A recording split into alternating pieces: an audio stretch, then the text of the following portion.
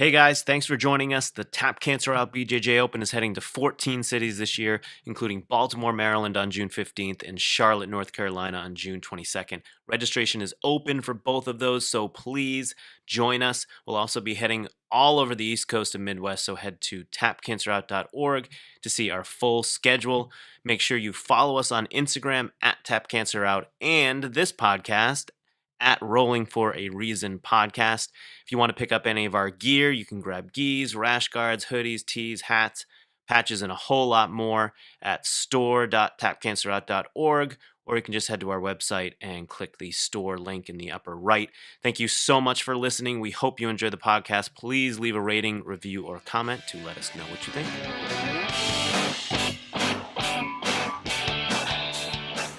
Welcome to the Rolling for a Reason podcast, episode number 2. I'm your host, John Thomas, and I'm joined, as always, by my co-host and former esports YouTube superstar, Dave Bannon. Welcome, Hello. Dave. Thank you, John. Thank you. I'm going to have a different qualifier for you every episode, I want you to know. All right, Because cool. there's a lot to learn about Dave. He is a complex individual. And it seems like every week a new secret about Dave leaks out. I'm an open book. You can ask me whatever. So, Dave, I want to know, and on today's podcast, we have Dave Kiedaisch. He's coming up in a few minutes, so I have multiple Daves to deal with. But so this was your first week of being a podcast producer and learning all the ins and outs of podcasting. How was it? What did you learn? Learned a lot. You know, you can't just post something to iTunes. Trying to figure out. Yes. That's in the process, and there's a lot of places to post podcasts. So we're trying to hit all the major ones at least. Working on, sound quality, recording. Done a little bit of that in the past. This is a little bit different, but hopefully it'll get better and better every time. Yeah, so hopefully my voice sounds more soothing and sexy every week. Working on it. That'll take some practice. A lot of practice.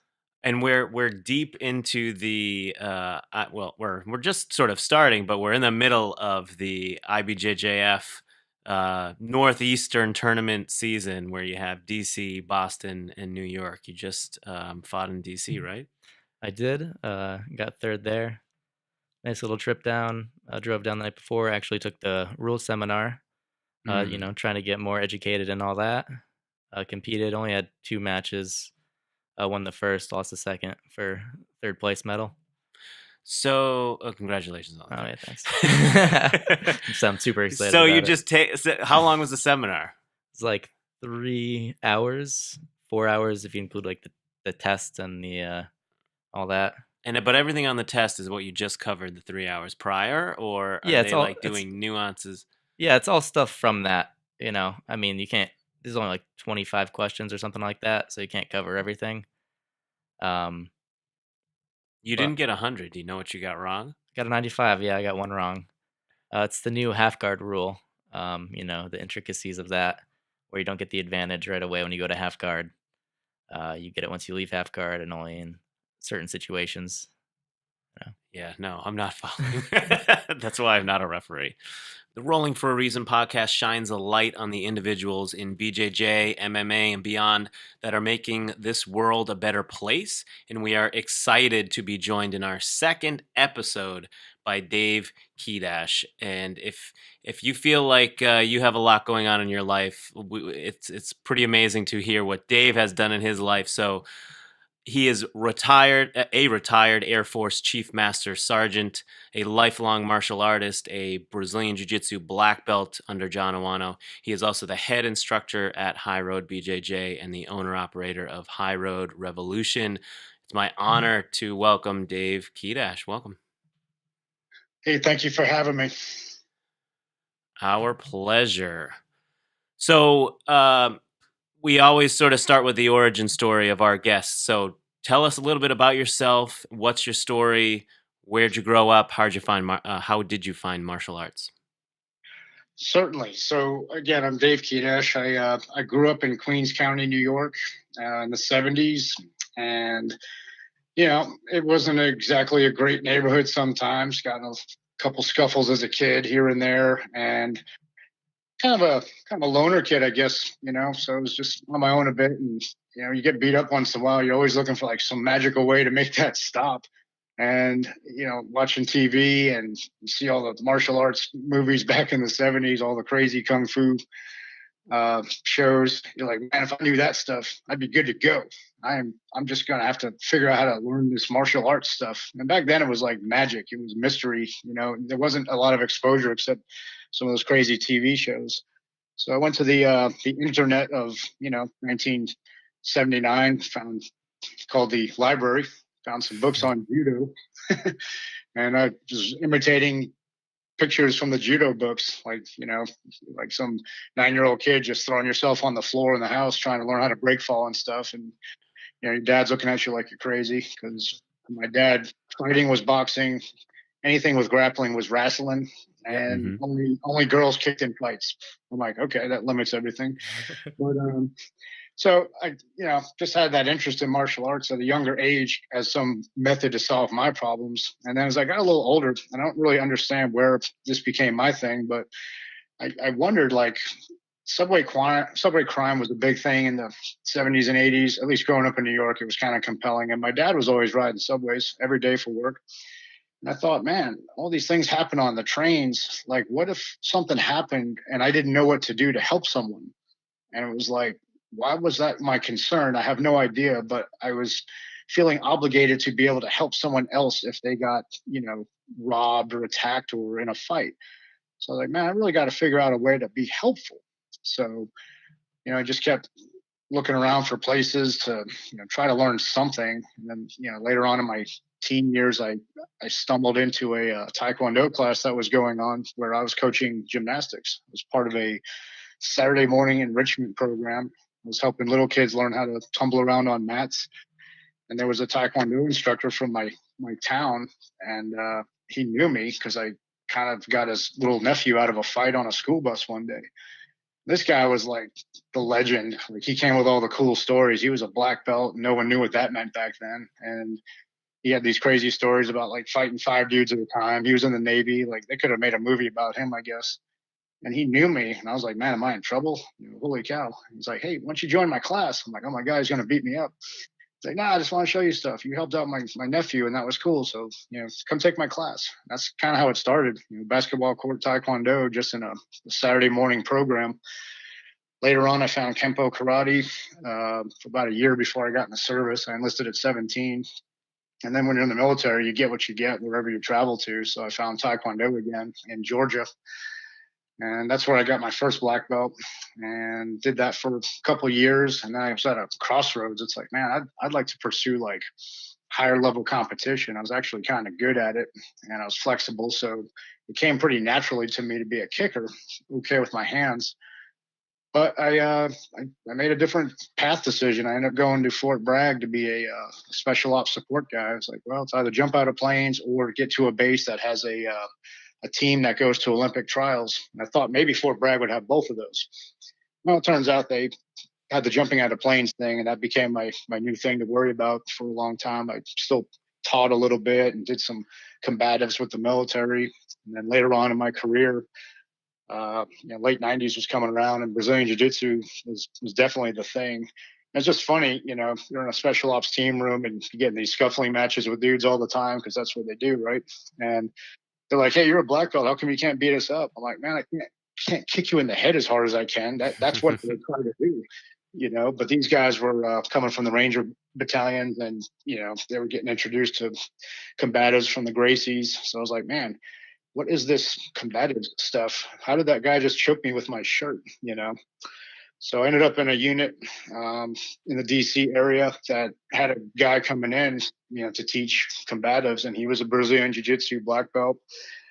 And I was like, okay, I spent years being that guy that said, man, I don't roll around the floor with dudes. It's not my deal, man. I'm a stand-up fighter. I don't get knocked down. Yeah, that was just the silliest stuff ever. I got knocked down a lot. So started learning how to ground fight. It was through Brazilian jiu-jitsu. And I was like, man, I want to immerse myself in this.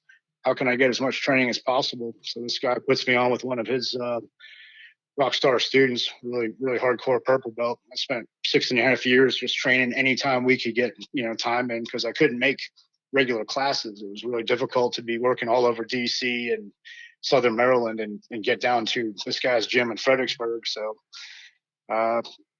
took privates for like 6.5 years and got into the group class when my schedule would permit. And that was kind of the basis of it. Met John Ouano when I was a purple belt.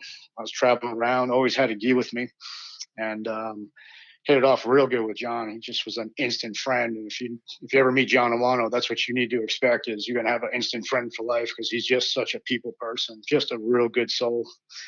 And stayed in touch with him. Anytime I was in California, I would just go to all the classes I could that he was hosting. And, he promoted me to black belt last year, encouraged me to start a club, and I did. That's High Road BJJ. So, real fantastic guy. So one question about the military and combatives, and obviously the need to be good at hand-to-hand combat is interesting for military. What is the perception of martial arts in the military? You had a long career, 25 years, right, in the military. How did you see the perception of martial arts change, or even did it in the military? So, again, when I first came in, I came in '88. So martial arts was still kind of like kickboxing was a thing, and people understood the word karate. It was catching on. It wasn't really until the UFC brought all of that to the forefront for all of Western civilization, it seems like. But in the military, you always had the guys that made like the old Bruce Lee chicken noises, like "wah," and you're like, okay, cool, you don't understand this at all. And then you had people that were training, but it was still a lot of unproven things. Every martial art had a death move. Okay, well, MMA proved that there's very few death moves, and the grappling clearly became effective quickly. Like, it might take 10 years to learn Aikido and be effective at it, but you can learn a few moves in Brazilian Jiu-Jitsu that on day one you can apply. So I think that helped change people's perception. But yeah, it took a lot of the heat rounds for, oh, he's a black belt, don't touch him, he'll do 10 backflips and kick you, or oh, he's so a lot of misunderstanding and lack of education is what it was. When combatives started trickling down, it became more mainstream, and it was broad spectrum. It wasn't just boxing. It wasn't just tricky moves that they gave you in SEER school, that generally involved knives and sticks and stuff. It was things that everyone could do, and even for PT and stuff. So it took on more meaning after the 90s, in my opinion, and then people respected it more and got more curious about it, especially if you're doing Brazilian Jiu-Jitsu. That's around when the Gracie Combatives, they started like training some military back then. I'm sorry, say it again. Some of the Gracies back then. I saw some videos. I'm not sure exactly when that was, but some of the young Gracie guys back in the 90s were training some groups of military in the basic Gracie combative systems. Right. So the history on that is, Matt Larson was a senior NCO in the Ranger Battalion, and he was given some direction to revamp, how the martial arts and combatives was being applied for the Rangers. And he had some good leadership and good vision, and got in with the Gracies. And that's where the tie-in for the military that I'm aware of came from. Was basically Matt Larson is the founder of what's now called Modern Army Combatives Program, MACP. And every soldier is supposed to pursue different qualifications. They have 4 levels, and they're all supposed to be familiar with or qualified to certain levels, depending on what their MOS is. But it did start with basically the Ranger Battalion, Matt Larson, and the Gracies. And then it kind of promulgated throughout the soft communities, and it became mainstream through MACP. All right, great.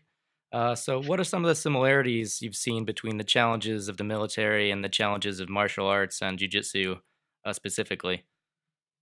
So my methodology, my personal experience, and the dot that I've connected, it's a parallel universe. I had a very interesting career. I mean, by trade, I was basically a nerd. I was an electronic technician that got to have opportunities in the special operations community, and completely out of spec for what an Air Force comm guy does for a living, but a couple thousand jumps out of planes, a halo guy, a scuba guy. It's like, why did I get all that training? Well, I was in an environment that that was important to that culture, and people believed in me.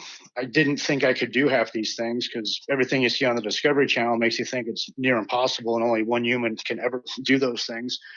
But I had good leadership. I had good supervisors, and they said, no, you can do these things. I'm like, but I'm not a Ranger. I'm not a Green Beret. I'm not a SEAL. They said, yeah. So I'm like, oh.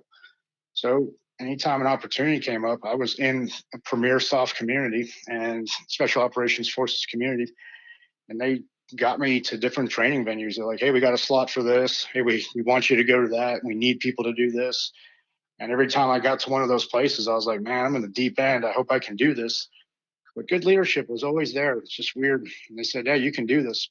So the parallel I see, the rewards I got out of my career come from those types of events. And it wasn't about badges and stuff like that. It was about how can this help other people? I mean, I became a free fall instructor, and I've saved lives in free fall. It's like, holy cow. I never thought I'd be that guy, So the parallel to the civilian world, I see Brazilian Jiu-Jitsu as the same kind of structure. It's military-ish. It's got structure. It's got rank. And it seems impossible at first. The people that think they can do it find out it's hard. The people that don't think they can do it, they find out they can do it. And it just creates a good balance. But honestly, when you get people into the Brazilian Jiu-Jitsu environment that don't think they can do it, and you talk them into a class or two, do a one-on-one with them, and all of a sudden they go, oh, I did something. And you go, yeah, you certainly did. Now, imagine how that translates into life. Like, you become a comfortable person, comfortable with yourself. You believe in yourself. Then all of a sudden, day-to-day tasks become less difficult. It's like, yeah, you can function in the world. If you can get a 230-pound person off the top of you, then why can't you function in your day-to-day life, your job, talk to your bosses, whatever your stressors are in life tend to be less stressful when you believe in yourself. And I think through Brazilian Jiu-Jitsu, I try to give people the same things I gained from my military career, where I was encouraged to do things I didn't think I could do, but ended up being pretty good at. It definitely puts a lot in perspective when you sort of experience problems and problem solving in jiu-jitsu, and then you bring that back to the real world and being like, okay, now I'm sort of, at least I'm not freaking out when I'm put in a bad spot. I'm not freaking out when a fire comes up at work that I have to put out. It's interesting to see how that permeates through everyone's life when they start doing BJJ, and how it doesn't just change you physically. You don't just gain skill on the mat, you gain real life skills as well. And there's a lot of parallel between those, literally being in a bad position on the mat and being in a bad position in life. Now you're used to it, and you sort of get reps being put in tough positions. There always being somebody who can kick your butt no matter how long you train. It's humbling, and you can learn a lot in that way as well. So you started High Road BJJ. It was really interesting when we put out the call for guests. You guys popped right up to the top, and so I hadn't heard about you guys, so it was very interesting to learn about your gym and the High Road Revolution brand as well. So, I believe it only opened recently, right? So High Road BJJ is about to be a year old, Okay. and High Road Revolution spun not too far behind it. And it's interesting because I had no intention of having a gym. It just became something that made sense through attrition. Had some free time, pretty fortunate with my resources in life. So I tend to just do a lot of things to just help people. I mean, today I mowed 4 neighbors' lawns just because they're literally in their 90s or don't have a mower, and they don't even know who I am. Like, I'm just the guy that mows their lawn and moves about his day. And I'm not looking for recognition. I just see when people need something. Wouldn't it be cool if that happened to me? And I go, that's kind of my thought process is, let's make people feel accepted or acknowledged as humans. Hold a door for someone, pick up some trash or help them carry something, mow a lawn once in a while. So again, bringing it back to BJJ, it's like, I've been teaching a lot of things. I've taught free fall, I've taught skydiving, I've taught scuba diving, different martial arts, and it's always that relationship that you get people to feel better about themselves through what you're teaching. So I'm like, well, it naturally kind of progresses back to jiu-jitsu for me. So we started the club, and I'm working out of wall-to-wall martial arts, which is a family-owned judo operation of very high caliber, like multiple generations of judo. Chuck Wall and Chuck Wall Sr., a 6th degree black belt, started judo in the 50s. His son's a 4th degree retired Marine, Chuck, and he's like, yeah, I'd love to have a jiu-jitsu program. I'm like, let's do it. So I'm up at wall to wall. I am High Road, and it was just another way to help people. A lot of what I do in that place is just making people feel like they can get through life. I mean, we have conversations late at night. Hey, can I ask you a question, Professor? Yeah, sure. Just don't keep calling me Professor. I'm Dave. And they start to see, like, again, like you said earlier, you put in difficult positions on the mat. Well, you're put in difficult positions in life. And to your point, I tell people, look, when you get past the physicality of this and the scariness and all the things you think it is, which it probably isn't, and all the posters of MMA fights and everybody that's walking around with medals on and black belts and champions, when you get past all of that, it's just puzzles. Jiu-jitsu is just puzzles. Every martial art really is, because you always have a question that needs to be answered. Hey, how do I get out of? Hey, what do I do what happens when it's always a question to be answered. And when people figure out it's just puzzles, they are hooked. They go, yeah, I can do this. And this is cool. I want the next question, So it tends to turn itself into people coming around later on and going, hey, can I ask you a question? I'm having a problem. It's like, yeah, let's talk about it. Let's figure it out. So it's just everything I did as a chief master sergeant. Hey, chief, you got a minute? Yeah, what's going on? I got a problem. Well, let's figure it out. So that's the tie-in. That's what I get out of High Road BJJ. My goal, honestly, would be to raise up some people to just keep it going. As I said, I had no real plan to have a school ever. I did teach Taekwondo as a young guy when I was in the military, but I figured out that other people are probably better suited to run academies. But here I am, came back around. So High Road is obviously not just an academy name, but part of the whole mission. And I would presume how you expect your students to act as martial artists as well. So could you tell us a little bit more about that and sort of the taking the high road, double entendre there in your school name? No, absolutely. It's kind of a reverse concept. Theoretically, High Road Revolution is the higher brand, and High Road BJJ would be how we the Brazilian Jiu-Jitsu arm of the brand. But we started with Jiu-Jitsu first and went to a higher concept. Reason being, the whole point of the High Road Revolution is let's look out for each other, but not exclusively through Jiu-Jitsu. That's too tight of a community. It's a great community, but we're trying to reach bigger than that. To answer your question, in our school, yeah, I am all about encouraging people to do the right thing, treat each other kindly and with respect. Like when you roll, I don't need people trying to, win a spot in the UFC. I tell them, like, look, if you're going for the title today, you're wrong. Like, I want you to use as little effort as possible to accomplish the task at hand. But if it's just rage and strength and athleticism, you're not getting it. I want you to truly try to do this as efficiently and technically as possible.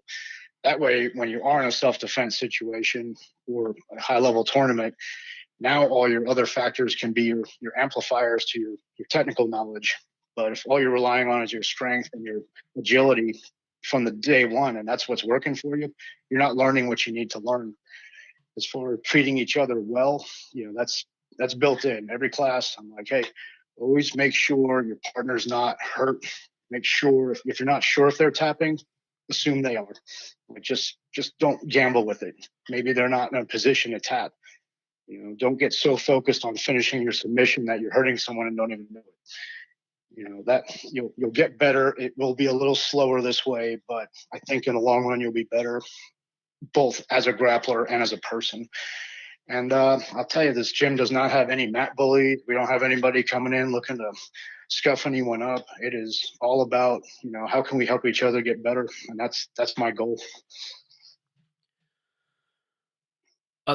So one of the things with Tap Cancer Out and starting jiu-jitsu and all of those things is this fail fast mentality. Like if we hear all the time, I will start BJJ. I just have to lose 10 pounds, or I just have to do this, or it's like, how about you just start jiu-jitsu and it's going to make you lose those 10 pounds? And the same thing with Tap Cancer. I had no idea what it was going to be, what form it would take. I certainly didn't know that someday I would run a nonprofit, but I sort of took the perspective of, how about I just like start running? I'm just going to start running and I'm going to figure it out along the way. And of course, I fell down a lot, and we had a lot of stops and starts, and I had to rethink who we were and what we were going to be a lot of time. So, High Road BJJ and High Road Revolution sound awesome, but what are some of the challenges that you faced and sort of had to overcome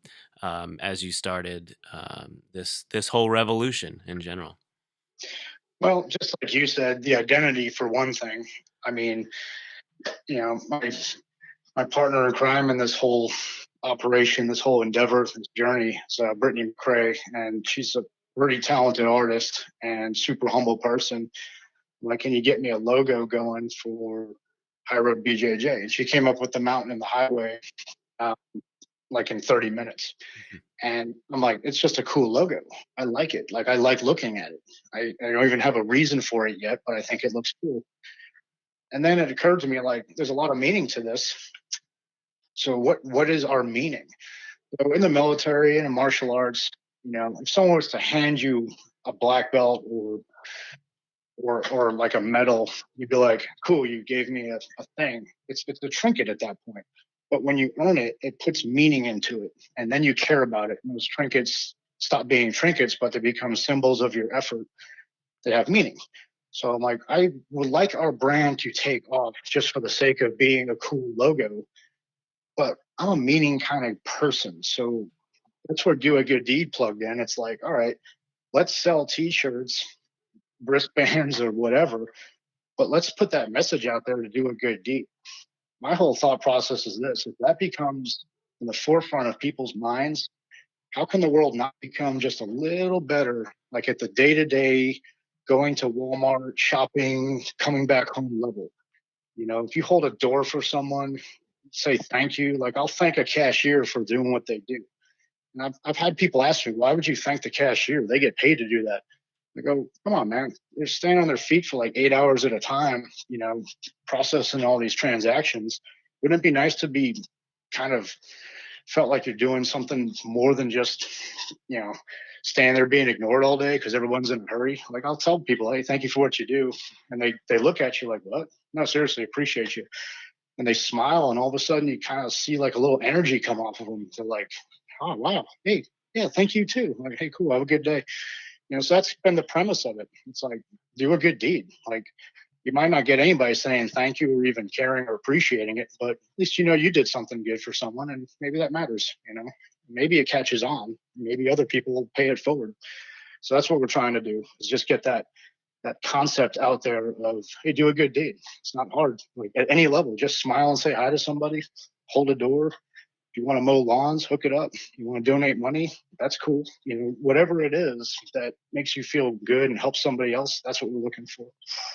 So I just had a half-brained idea. You can take it or leave it, but it might be interesting at your school, and even you could do this online from the High Road brand as well. But you should be collecting these examples of good deeds that people have done. So like when your students, you, instead of a suggestion box, you should have a good deed box. And it doesn't, you don't have to put names on it or anything, but like if you start this big list of all the good deeds that are being done by your students, and so a new student walks into that school and sees that this is part of the High Road BJJ brand. It's not just jiu-jitsu, it's not just medals, but like right next to the medals on the wall is the good deed list. And it can just be, a list of this week's good deeds that people do or whatever.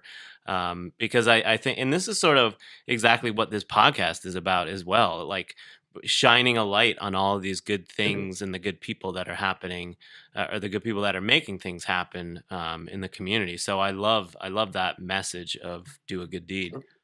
I love your idea, and to make you feel good about it, I will tell you that we are on the edge of several concepts. A couple I'm going to keep close hold because it's part of my business model, but I'm exactly looking for a way to recognize and account for good deeds. And what I'm saying is this: a lot of people say, no good deed goes unpunished, or why bother, or someone else gets paid to do that. I mean, when I was at E9, I was a chief, I would help the janitors carry trash out of the government buildings I was working in. And younger people would be like, Chief K, why are you carrying trash? I'm like, why not? Mm-hmm. Well, they get paid for that. I go, yeah, but I got some time, and it's just nice to get help once in a while. Like, it's not my full-time job, but this person might feel a little bit better. And I like people that work. I respect people that work for a living.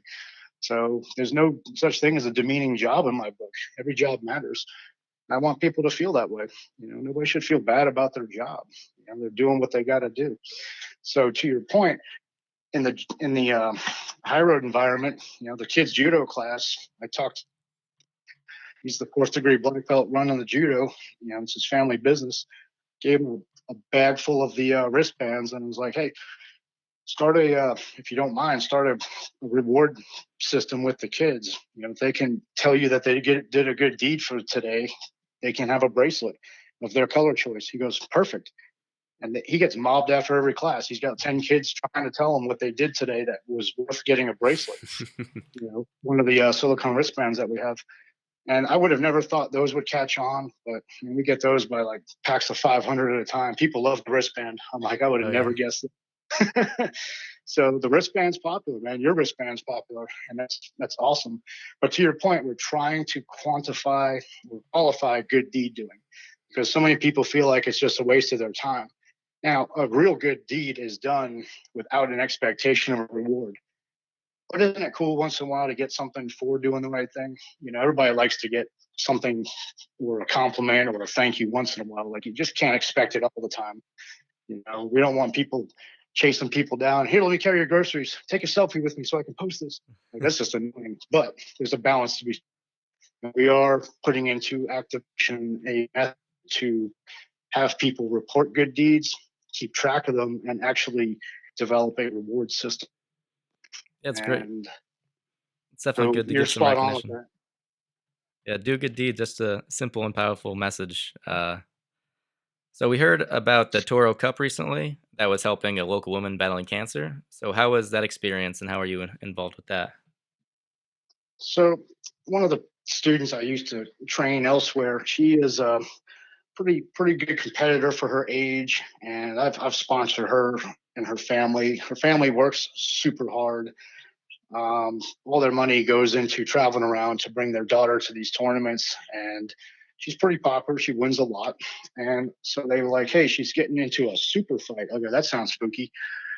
And I come to find out, the Toro Cup, it's run by Boomer. Boomer is the person that started putting it together. You can read the history at torocup.com, but he puts together a super fight every other month or so, and it's basically ham, bagels, and a whole bunch of people behind the scenes gathering sponsorship and man hours and manpower to run tournaments to raise money for a charity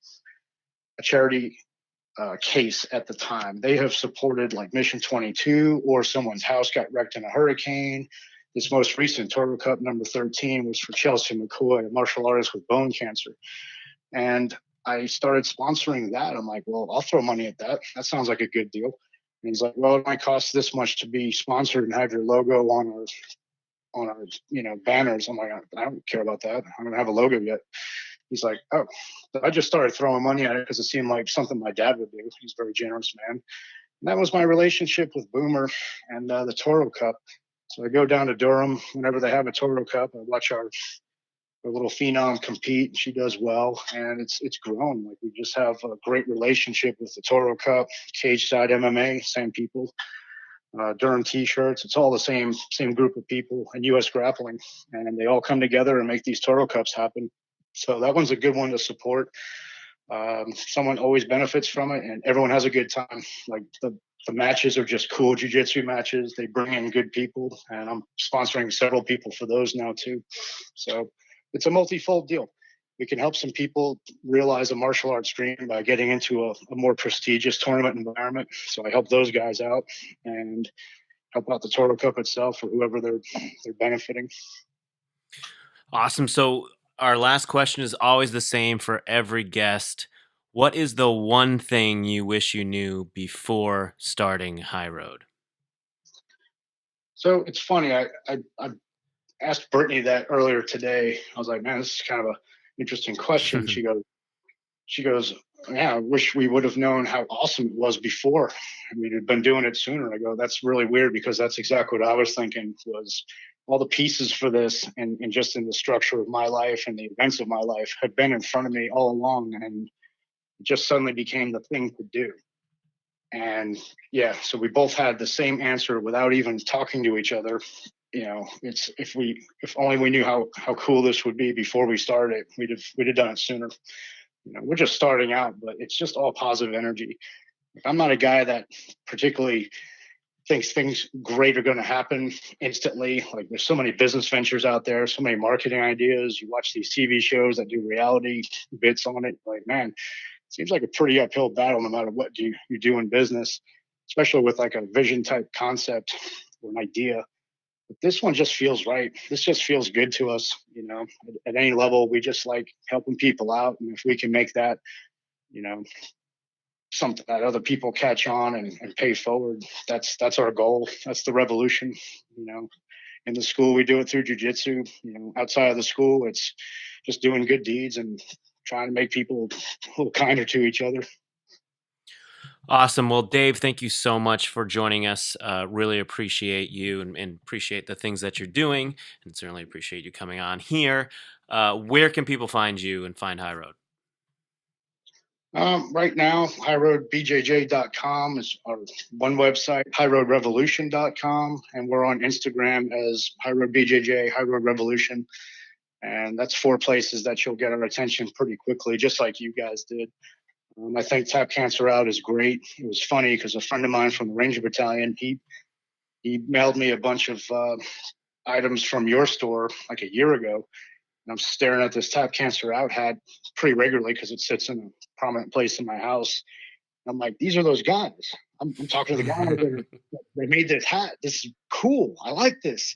So to me, it was just great to get in touch with y'all. And, I'm definitely looking to trying to figure out ways to support Tap Cancer Out as well, because that's what we do. I support a couple things: Lionheart Initiative, getting MMA going in Africa, poor countries that can't get it going. So I'm donating to that with some good people like A.K. Rupert and Kelly Grissom. They started it and put some money towards that. Might even go help teach them in different African countries.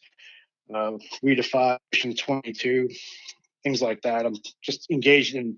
That's my 6 big ones right there, and you guys are number 6 with the pack now. So we're going to figure out ways to get some support going and help you guys out too. Awesome. Well, we appreciate it. Yeah, we'll be in Virginia. We'll be in Maryland, not in this order. We'll be in Raleigh and Charlotte, North Carolina. So hopefully we'll see you at one of those events, if not more than one. But otherwise, I wish you all the best, and we will see you on the mats. Thank you, sir. Appreciate your time, and thank you for what you guys do as well. Take care. Take care. Thanks for joining us.